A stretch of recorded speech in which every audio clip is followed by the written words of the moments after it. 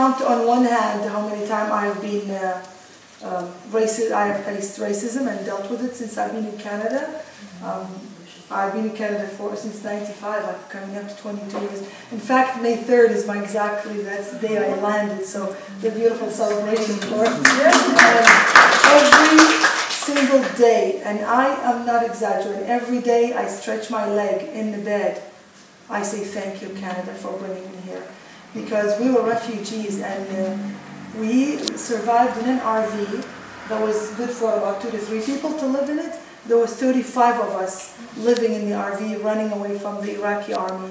For 16 days and 16 nights, I slept with my knees to my chin, and I'm not exaggerating. It was like this tiny spot in the front of the RV, and there was no other place in the RV to sleep. So every time I stretch my leg at night, I say, thank you, I'm in a place that I can be free. So I am grateful. I don't feel so bad so horrible about the people who were racist against me at the time. 3 times maybe I had really big ones, but honestly I don't think, because all I think of is that they're unaware, they have no idea. They heard it somewhere and they're repeating it because they don't know. So somebody yelled at me, say, go back to where you came from. So from watching the news and based on actual facts, I wrote this poem titled, Go Back to Where You Came From. He shouted, go back to where you came from, go back. Get back on the boat. I cannot, I said. Where I come from, they would marry me to a man as old as my grandfather. They would stone me to death for being in love. They would drag me through the streets till I die because I'm not heterosexual. They would ostracize me for being of a different faith. They would hack me with machetes in the streets for not believing in their God.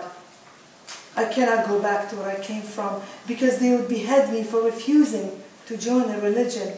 They would gang rape me for a debt my family cannot pay. They would shoot me while I'm on the bus because they don't want girls to go to school. They would make me work at age 5. They would humiliate, use, and abuse me because I'm born a third gender. Where I come from, they would assassinate me for standing up for women's rights. They would publicly flog me hundreds of times for blogging online about freedom of religion. They would dismember my body for not wearing religious garments. They would cut off my hand for stealing food to feed my hungry family. Where I come from, they charge me with apostasy and sentence me to death for writing poetry. They would force me to join their army or be killed. Where I come from, they would buy and sell me like property. I am a sex slave. They would chain and imprison me just because I am a girl. They do not let me speak my mind. They do not let me be free.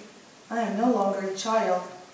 Where I come from, they took my ancestors' land, my family's home, and threw us in the streets.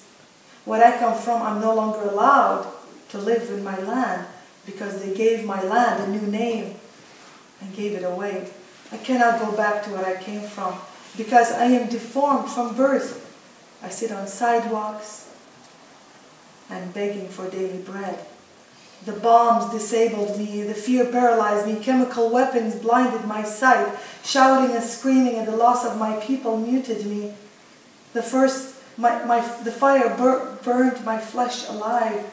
I am deaf from the sound of bombs, bullet explosions, guns, mortar shells, airstrikes, and I cannot go back to where I come from. Where I came from, war is not going to stop because weapon makers are profiting. I cannot go back on the boat because it sank. With it sank my hopes, my dreams, my aspiration and my future, my illusion of peace. I cannot go back to where I came from, you see, but you can.